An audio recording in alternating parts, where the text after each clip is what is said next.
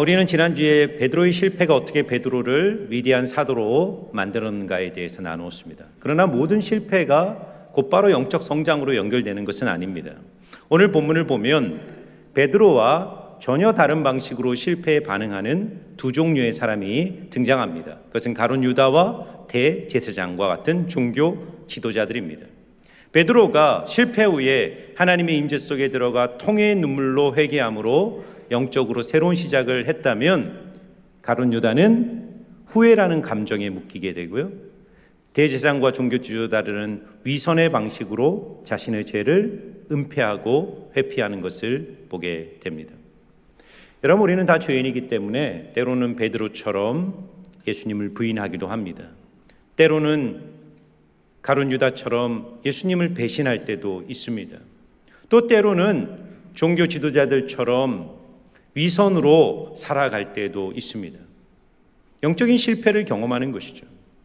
그러나 중요한 것은 그 영적인 실패 후에 그 영적 실패가 우리를 영적으로 성장시키느냐 아니면 영적으로 퇴보하느냐를 우리가 어떻게 결정할 것인가에 문제가 남아있는 것입니다. 오늘 말씀을 통해 우리는 반면교사 가룟 유다와 대제사장의 모습을 통해 우리가 어떻게 실패를 잘못된 방식으로 다루는가를 보면서 우리는 어떻게 하나님 앞에 이 실패의 자리에서 다시 시작할 수 있는지를 여러분과 함께 나누고자 합니다. 첫 번째 우리가 나누고 싶은 인물은 가룟 유다죠. 후회만 하는 인생으로 등장합니다. 자, 1절과 2절 말씀인데요, 우리 같이 읽어보겠습니다. 시작. 새벽에 모든 대제사장들과 백성의 장로들이 예수를 죽이려고 함께 의논하고 결박하여 끌고 가서 총독 빌라도에게 넘겨주니라. 아멘. 자, 예수님이 겟세마네 동산에서 체포를 당하시고 가야바의 뜰, 이 사내들인 공의회에 유대의 종교 재판을 받게 됩니다. 새벽에 종교 재판을 받은 후에 종교 지도자들은 예수를 죽이기로 결의하죠. 사형 선고를 내립니다. 그리고 그 예수를 결박하여 빌라도에게 넘겨줍니다. 여러분, 왜 유대의 종교 권력들은 유대의 로마 총독인 빌라도에게 예수를 넘겨주었을까? 이유가 있습니다.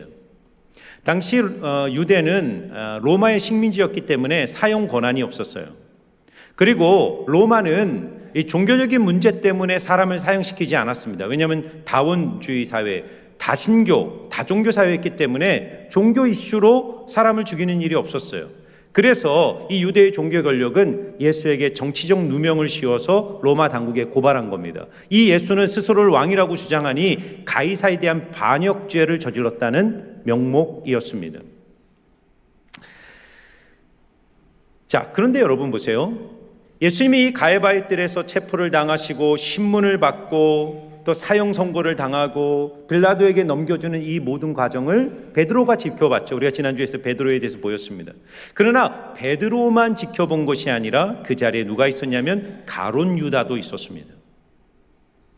같은 장소, 같은 사건을 동일하게 보았지만 그것에 대한 미세한 반응의 차이를 통해 이 두 제자의 운명이 완전히 갈라지는 것을 보게 됩니다.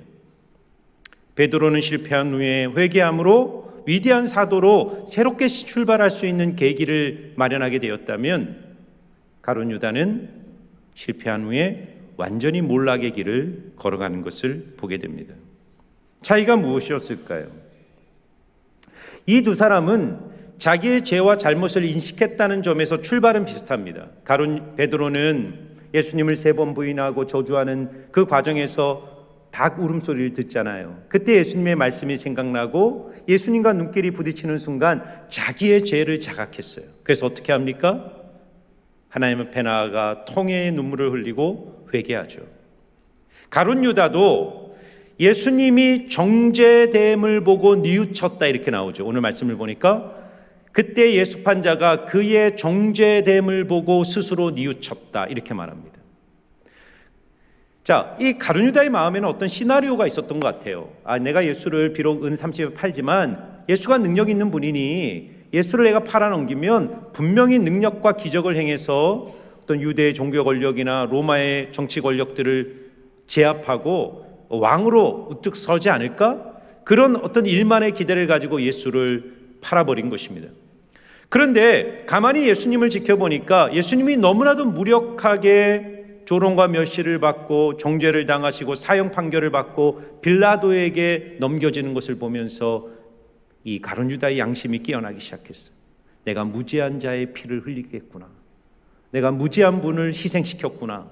그런 양심의 가책, 자기의 잘못, 자기에 대한 깊은 인식이 이 가룟 유다의 마음속에 찾아오게 된 것입니다. 자, 출발은 비슷하죠. 그런데 무엇이 다른지 보세요. 베드로는 회개의 자리로 나아가요. 하나님께 돌이켜서 주님께 나가 회개의 눈물을 흘리는데 가룟 유다는 후회라는 자기 감정에 묶여버리기 시작합니다. 오늘 가룟 유다가 뉘우쳤다 할 때 이 뉘우쳤다라는 단어가 메타메로마이라는 단어를 쓰는데요. 자, 회개와 후회라는 이 헬라어 단어가 어떻게 다른지를 보셔야 됩니다. 회개는 헬라어로 메타노에오라는 단어를 씁니다. 메타는 변화라는 뜻이고 노에오는 생각이에요. 그러니까 생각이 바뀌는 겁니다. 베드로는 닭 울음소리를 듣고 생각이 바뀌었어요. 아, 내가 잘못했구나. 내가 큰 죄를 범했구나. 생각이 바뀌니 유턴하여 하나님 앞으로 나간 거예요. 하나님의 임재 속에 들어가 회개의 기도를 드렸던 것입니다. 그런데 가룟 유다는 보세요. 메타메로마이, 이 메타는 변화, 메로마이는 걱정이라는 뜻입니다. 변화되는데, 그의 마음이 변화되는데 자기 감정에 묶여버리는 거예요. 걱정, 두려움, 죄책감, 자기 연민이라는 감정 속으로 깊이 침잠에 들어가는 거예요. 이게 후회의 감정입니다. 그리고 사람이 어떤 잘못과 과거에 대한 후회의 감정에 붙들리면 자기 스스로 이 과거를 바로잡을 수 있는 방법을 찾아 동분서주하기 시작해요. 그래서 가룟 유다는 어떻게 하냐면 4절과 5절을 볼까요? 이렇게 합니다. 4절과 5절입니다. 대제사장을 찾아가요. 성전에 있는 사내들인 공회에 가서 이야기합니다. 이르되 내가 무죄한 피를 팔고 죄를 범하였도다 하니 그들이 이르되 그것이 우리에게 무슨 상관이냐? 내가 당하라 하거늘. 가룟 유다의 마음에는 내가 지금 잘못을 했단 말이에요. 범죄를 했단 말이에요. 아, 내가 이걸 어떻게 바로잡지? 깊은 후회의 감정이 밀려왔어요. 내가 예수를 판 은 30을 대제사장들에게 돌려주면 과거를 혹시 바로잡을 수 있지 않을까 생각하고 대제사장이 찾아가서 그 은 30을 돌려주면서 내가 잘못된 선택을 했다라고 고백합니다. 여러분, 한 번 쏟아진 물은 다시 주워 담을 수 없다는 말이 있죠. 그것은 바로 우리의 죄, 우리의 과거에 대한 이야기일 수가 있습니다. 원상복귀를 기대했던 가룟 유다가 대제사장으로부터 들었던 이야기는 그것이 우리와 무슨 상관이냐? 내가 당하라. 예수를 판 건 너의 잘못이지, 너의 책임이지, 너의 선택이지, 우리와 상관없어. 그러니까 모든 책임은 너가 져라. 모든 길이 막혀버리자 가룟 유다가 최종적으로 선택한 것은 은 30을 성전 바닥에 던져놓고 스스로 물러가 목매어 자살하는 선택을 하게 됩니다. 여러분, 우리가 성령의 인도하심을 받으면 우리가 어떠한 실수, 어떠한 범죄, 어떠한 넘어짐에 있어도 성령은 우리를 인도하여 회개의 자리로 우리를 이끄셔서 새로운 시작, 새로운 변화, 영적 성장의 자리로 우리를 이끌어 가세요. 그러나 사탄은 우리를 후회라는 자기 감정에 우리를 묶어버려서 결국은 자기 파멸과 죽음의 자리로 우리를 인도하는 것입니다. 그렇다면 여러분, 이제 우린 중요한 질문을 던져야 돼요. 무엇이 가룟 유다와 이 베드로의 이 미세한 차이를 만들었을까? 베드로와 가룟 유다의 근본적 차이를 설명하는 한 단어가 오늘 본문 3절과 5절에 등장하고 있습니다. 그때 예수를 판 유다가 그의 정죄됨을 보고 스스로 뉘우쳐, 이렇게 말합니다. 스스로 뉘우쳤다. 자, 5절을 볼까요? 유다가 은을 성소에 던져놓고 물러가서 스스로 목매어 죽으니라. 여러분, 가룟 유다의 가장 큰 문제는 무엇이냐면 스스로 자신의 문제를 해결하려고 했다는 거예요. 하나님의 도움, 하나님의 은혜 없이 자기의 방법과 자기의 능력으로 자신의 잘못과 죄를 바로 잡으려고 했다는 점이 가룟 유다의 실패의 근본적 원인이었어요. 진짜 죄는 뭔지 아세요? 가룟 유다가 예수님을 배신했다는 것이 죄가 아니라, 그것도 죄죠. 그래 더 큰 죄는 가룟 유다가 그 죄의 자리에서 하나님의 은혜의 자리로 돌아오지 않았다는 것입니다. 집 나간 탕자를 아시죠? 아버지에게 유산을 물려받아 아버지가 없는 먼 나라에 환상적인 삶을 꿈꾸고 떠났는데 그가 떨어진 자리는 돼지우리에서 지엄 열매를 먹는 비참한 자리였어요. 그런데 이 탕자가 잘한 것 한 가지가 있어요. 그는 그 절망의 자리에서 생각을 바꿔요. 내 아버지의 집은 품꾼도 풍족한데 나는 여기에서 굶어 죽어가고 있구나 라고 깨닫게 됩니다. 그리고 돌이켜 아버지에게로 돌아갔다고 말해요. 신학자는 이렇게 말합니다. 탕자는 아버지를 떠난 죄를 범하였지만 아버지께로 돌아가지 않는 더 큰 죄는 범하지 않았다는 거예요.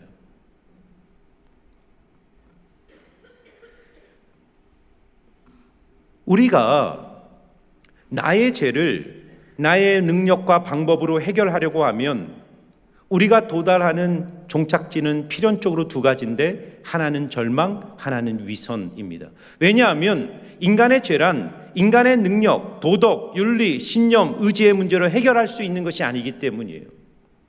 가룟 유다는 자기가 뉘우쳤고 또 인간적인 방법으로 대제사장에 가서 은을 돌려주고 자기의 잘못을 고백함으로써 이 모든 문제를 바로잡을 수 있다고 생각했지만 그가 도달한 자리는 절망과 죽음이라는 자리였습니다. 그래서 많은 사람들은 또 하나의 길을 선택하는데 그것은 바로 뒤에서 보게 될 대제사장들이 선택하는 위선의 길입니다. 자기의 양심을 무디게 만들고 자기에 있는 죄를 회피하는 거예요. 직면하지 않는 것입니다. 적당한 도덕, 적당한 종교적인 포장을 통해 자기의 죄를 은폐하고 자기는 괜찮은 사람이라고 스스로 착각하며 인생을 살아가는 위선의 자리로 떨어지는 것이죠. 그러나 베드로는 닭 울기 전에 나를 부인하리라는 예수님의 말씀을 기억하고 주님의 눈길을 바라보며 하나님의 임재 속에 들어가 통회와 자복의 눈물을 흘리고 회개함으로 회복의 은혜를 경험하게 된 거예요. 저는 오늘 여러분들 가운데 과거에 지었던 죄, 인생의 실패, 상처, 깨어짐 속에서 신음하며 가룟 유다처럼 어떻게 할 수 없는 깊은 좌절과 절망 속에 빠져 있는 분이 있을지도 모른다는 생각이 들어요. 저는 여러분들에게 분명하게 말씀을 드립니다. 그 문제를 가지고 하나님 앞으로 나아가시기를 주의 이름으로 축복합니다. 회개는 내 감정 속에 침잠하는 것이 아니라 나 혼자 뉘우치고 나 혼자 해결하는 것이 아니라 있는 모습 그대로 하나님 십자가 앞으로 나아가는 거예요. 여러분, 만일 우리가 생각하는 것처럼 인간의 문제, 죄의 문제, 이것이 인간의 윤리, 도덕, 신념, 의지, 노력, 선행 이런 세상적 방법으로 해결할 수 있다면 하나님이 인간이 되어 십자가에 죽으실 이유가 절대로 없습니다. 세상의 모든 종교, 도덕, 윤리, 사상과 기독교를 구분하는 단 하나의 기준점은 바로 십자가입니다. 여러분 잘 보세요. 세상은 십자가 없는 기독교는 환영해요. 나를 성공시켜주는 예수, 나에게 위로를 주는 예수, 내 기도에 응답하는 예수, 나를 천국 보내실 예수, 이거를 거부할 이유는 없어요. 그러나 사람들이 부딪히는 기독교의 걸림돌은 뭐냐면 십자가에 달린 하나님이에요. 만일 인간의 문제가 인간 스스로 자신의 죄의 문제를 해결할 수 있다면 하나님이 왜 굳이 이 땅에 오셔서 인간의 죄를 짊어지고 십자가에 죽어야 됐을까요? 그럴 이유가 없죠. 그러나 인간이 어떠한 방법으로도 자신의 죄의 문제를 해결할 수 없기에 예수께서 이 땅에 오셔서 우리를 대신하여 우리의 모든 죄를 짊어지시고 십자가에 죽으심으로 죄를 위한 해결의 길을 열어주신 것입니다. 저는요 20대 때 모태신앙이었지만 어느 날부터 말씀이 제 안에 들어오면서 죄에 대한 감각이 예민해지기 시작하더라고요. 이전에는 죄라고 생각하지 않았던 여러 것들이 제 마음의 깊은 양심의 울림을 통해 저를 괴롭히기 시작했어요. 그래서 저는 저의 의지와 신념과 노력을 동원하여 죄와 싸워 이기기 위하여 몸부림치며 신앙적인 열정을 다해서 살았어요. 그런데 그러면 그럴수록 죄 앞에 무력한 내 자신을 발견하게 됐습니다. 그리고 하나님의 거룩하심이 점점 제 인생에 크게 다가왔어요. 하나님의 그 거룩함 앞에 내가 얼마나 무력하고 더러운 죄인인가를 하나님 앞에 노력하면 노력할수록 발견할 수밖에 없었습니다. 그런 실패와 좌절 속에서 끝이 없는 그 실존의 밑바닥으로 치록하고 있던 어느 날 하나님이 제 인생에 찾아오셨어요. 그리고 주님은 저에게 한마디를 하셨어요. 내가 십자가에서 너의 모든 죄를 해결하고 용서했노라. 그 한마디가 제 인생에 자유를 주었습니다. 예수 그리스도의 십자가 안에서 제 모든 죄가 용서함을 받았고 해결됐다는 이 소식은 저에게 엄청난 삶의 변화를 가져왔어요. 죄를 안 짓는다는 것이 아닙니다. 여전히 죄를 짓는 연약한 죄인의 모습으로 살아가지만 죄에 묶이지 않고 죄에 끌려당하지 않고 죄에 궁극적으로 패배하지 않고 나를 자유케 하사 죄를 이길 수 있는 새로운 힘과 동기와 능력이 그 십자가로부터 저에게 주어진다는 사실을 발견하게 된 것입니다. 그러므로 사랑하는 여러분, 과거의 죄와 실패와 연약함으로 인해 사탄이 여러분의 양심과 영혼을 공격할 때 후회라는 감정에 묶이지 말고 회개의 자리로 주님 앞으로 담대히 나아가시기를 주 이름으로 축복합니다. 기독교 말씀 중에 가장 위대한 선언이 많이 있지만 제가 참 좋아하는 기독교 복음의 선언 중에 하나가 고린도후서 5장 17절이에요. 같이 한번 읽어볼까요? 시작. 그런즉 누구든지 그리스도 안에 있으면 새로운 피조물이라. 이전 것은 지나갔으니 보라 새 것이 되었도다. 아멘. 할렐루야. 얼마나 놀라운 선언입니까? 세상에 어느 종교, 사상, 철학이 이런 선언을 할 수 있죠? 없습니다. 인간의 모든 문제는 과거에 묶이거나 미래에 대한 두려움에 묶여서 오늘을 살지 못한다는 거예요. 많은 사람들은 과거의 잘못, 과거의 실수, 과거의 상처, 과거로부터 이어오는 삶의 경험이 오늘 그를 묶고 있습니다. 죄책감, 두려움, 증오, 미움, 그리고 알 수 없는 미지의 미래를 생각할 때마다 불안과 두려움에 휩싸여 오늘을 살아가요. 그런데 성경은 뭐죠? 영어 성경을 다시 한번 보면 if, therefore, if anyone이 뭐죠? 예외가 없는 겁니다. 누구든지 단 한 사람의 예외도 없이 그가 어떠한 자리, 어떤 모습, 어떤 실수, 어떤 죄악 가운데 있을지라도 if anyone is in Christ, 그가 그리스도 안에 있으면 the new creation has come, 새로운 피조물로 그의 인생이 시작된다는 거예요. 그러면서 뭐라고 말합니까? The old has gone, 이전 것, the old things, 과거의 것, 과거의 죄, 과거의 실수, 과거의 연약함, 나를 짓누르던 모든 과거의 삶이 has gone, 완전히 사라져 버린다는 거예요. 더 이상 과거에 묶이지 않는다는 것입니다. 그리고 뭐가 옵니까? The new is here, 새 것이 되었다는 것입니다. 이것이 기독교의 복음의 승리인 줄 믿습니다. 여러분이 예수님 앞에 나아갈 때 있는 모습 그대로 은혜의 보좌 앞에 나아가 그 십자가를 바라볼 때 여러분을 묶고 있는 모든 과거는 사라지고 예수 안에서 새로운 삶이 시작되게 될 줄 믿습니다. 우리는 또 한 사람을 봐야 돼요. 가룟 유다와 또 다른 잘못된 방식으로 자신의 실패와 죄를 다루는 사람들이 등장해요. 그들은 대제사장들과 종교 지도자들입니다.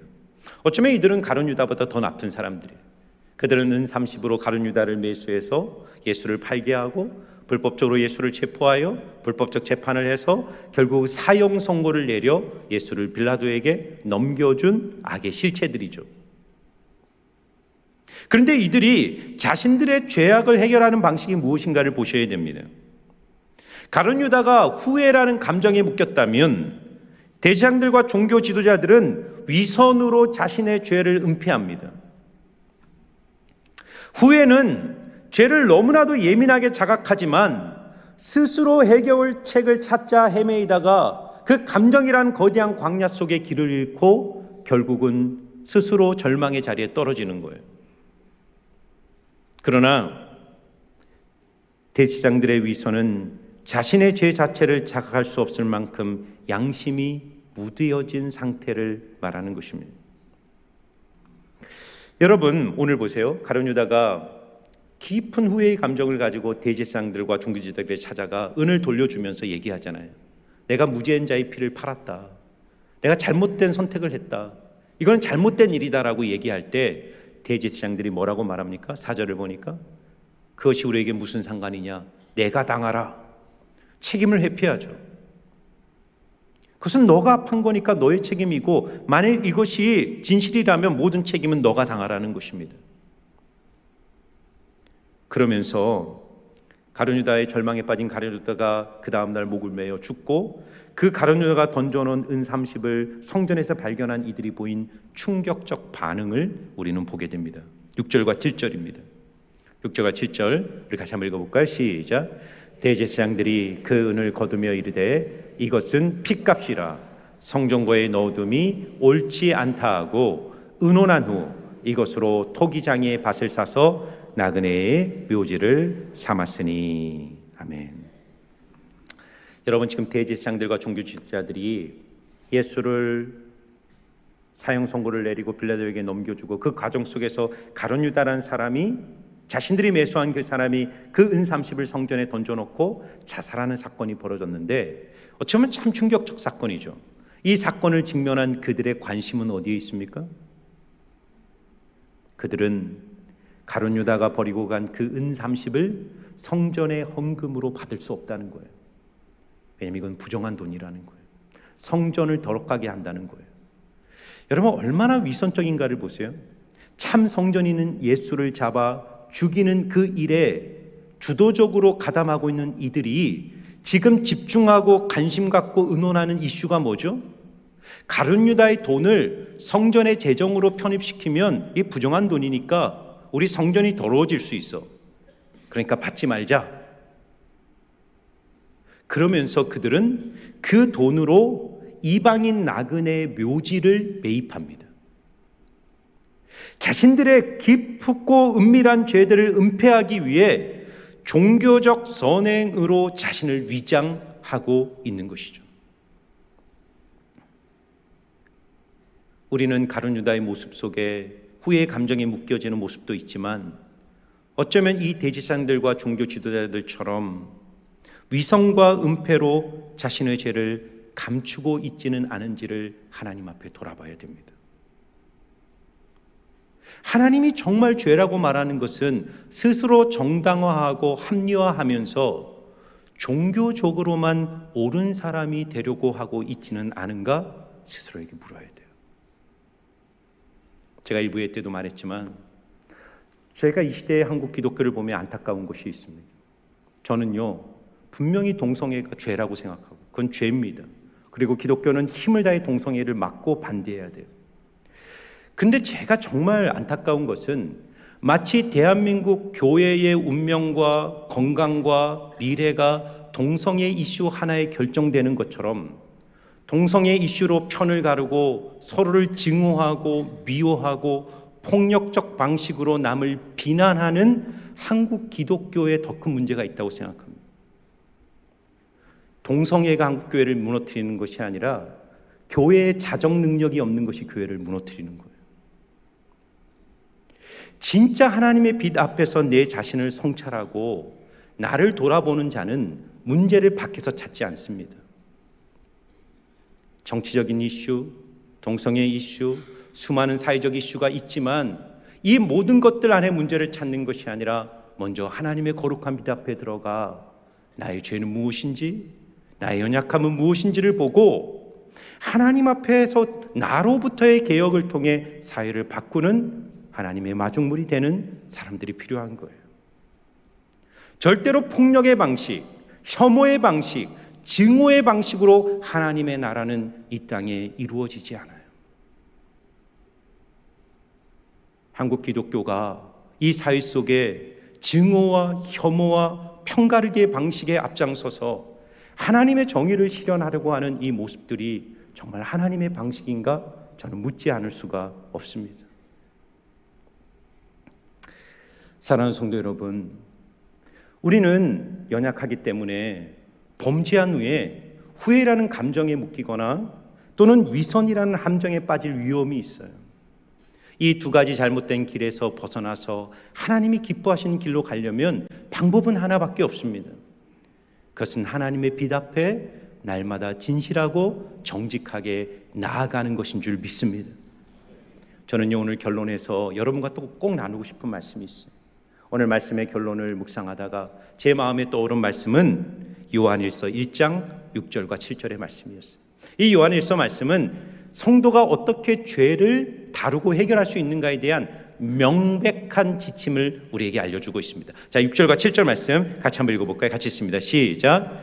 만일 우리가 하나님과 사귐이 있다 하고 어둠에 행하면 거짓말을 하고 진리를 행하지 아니함이거니와 그가 빛 가운데 계신 것 같이 우리도 빛 가운데서 행하면 우리가 서로 사귐이 있고 그 아들 예수의 피가 우리를 모든 죄에서 깨끗하게 하실 것이요. 할렐루야. 여러분, 누가 죄를 깨끗하게 합니까? 예수의 피가. 예수의 피가 우리를 모든 죄에서 깨끗하게 하신다고 약속하고 계세요. 근데 여러분, 전제가 있어요. 그가 빛 가운데 계신 것 같이, 하나님이 빛 가운데 계신 것 같이 우리도 빛 가운데 행하면 그 아들 예수의 피가 우리의 죄를 깨끗하게 하신다는 거예요. 그러면 여러분, 빛 가운데 행한다는 게 뭘까요? 많은 그리스도인들이 빛 가운데 행하는 것을 가룟 유다처럼 자신의 도덕적 의지와 신념과 노력으로 죄와 스트럭을 하면서 그렇게 종교적으로 도덕적으로 양심적으로 사는 것이 빛 가운데 사는 거라고 생각합니다. 또 어떤 사람들은 대제사장들처럼 예배, 봉사, 종교적인 규율, 규칙들을 지키면서 그렇게 종교 행위를 하는 것이 내가 빛 가운데 거하는 것이라고 생각하는 분들도 있어요. 아닙니다. 요한 사도는 요한일서 1장 8절에 우리가 빛 가운데 행하는 자의 명백한 특징을 이렇게 말해요. 만일 우리가 죄가 없다고 말하면 스스로 속이고 또 진리가 우리 속에 있지 아니할 것이요. 만일 우리가 우리의 죄를 자백하면 그는 미쁘시고 의로우사 우리 죄를 사하시며 우리를 모든 불의에서 깨끗하게 하실 것이요. 빛 가운데 행하는 것은 죄가 없는 만큼 완벽하게 살라는 의미가 아니에요. 그건 불가능한 겁니다. 여러분, 아침에 일어나면 방 안의 공기가 깨끗하게 느껴지죠. 먼지가 없는 것처럼 우리의 감각 경험 안에서는 먼지가 느껴지지 않아요. 근데 창문 틈으로 한 줄기의 햇빛 광선이 쫙 방 안을 비추면 그 광선 사이로 수천 개의 먼지 입자들이 방 안을 가득 채우고 있다는 사실을 발견하게 됩니다. 우리가 나의 이성, 나의 경험으로 내 자신을 보면 나는 깨끗한 사람처럼 느껴집니다. 그래서 신앙이 오래되면 오래될수록 이 종교적인 위선 속에 내 자신이 죄가 없다고 생각해요. 내가 의롭다고 생각하니까 모든 비난의 화살이 내가 아닌 밖으로 향합니다. 다른 사람을 정죄하고 나와 생각이 다른 사람을 증오하고 편을 가르고 이 세상의 어떤 이슈가 마치 그것이 절대적인 것처럼 목숨을 걸면서 싸우고 증오합니다. 그런데 하나님의 빛에 들어가는 사람이 깨닫는 것이 있어요. 하나님의 빛 앞에 설 때 내가 보이기 시작합니다. 사도 바울처럼 내가 죄인 중에 괴수라는 사실을 알게 돼요. 나를 포장하고 있는 모든 종교적 허울들이 다 벗겨지는 것입니다. 그래서 어떻게 합니까? 하나님 앞에 자백하는 거예요. 만일 우리가 우리 죄를 자백하면 그는 미쁘시고 의로사 우리 죄를 사하시며 모든 불의에서 우리를 깨끗하게 하신다. 저는 이 말씀을 묵상하면서 우리가 죄를 자백하면 주님이 깨끗하게 한다 한마디만 하면 될 이야기를 그 중간에 핵심적인 키워드로 우리가 자백할 수 있는 이유, 자백해야 되는 이유로 하나님은 미쁘시고 의롭기 때문이라는 거예요. 여러분, 제가 말씀을 드렸죠. 우리가 상대평가를 하고 세상적 도덕적 기준으로 보면 우리는 다 대제사장처럼 위선과 자기 기만 속에 살아가요. 목사인 제가 제일 심할 수도 있어요. 그런데 의로우신 하나님의 빛 앞에 서보세요. 그러면 절대로 남을 정죄할 수 없습니다. 남에게 비난의 손가락을 던질 수가 없어요. 내가 가장 죄인이라는 사실을 알게 돼요. 그리고 그런 자각과 깨달음이 우리를 가룟 유다처럼 절망으로 밀어넣지 않는 이유가 뭔지 아세요? 그는 미쁘시다는 거예요. He is faithful. 이 미쁘다는 말은 영어 피스티스, 헬러 피스티스인데 약속에 신실하다는 뜻이에요. 자신의 약속을 반드시 지키시는 하나님이기 때문에 우리가 죄를 자백하면 우리를 모든 죄에서 용서해 주실 거라고 말씀하는 것입니다.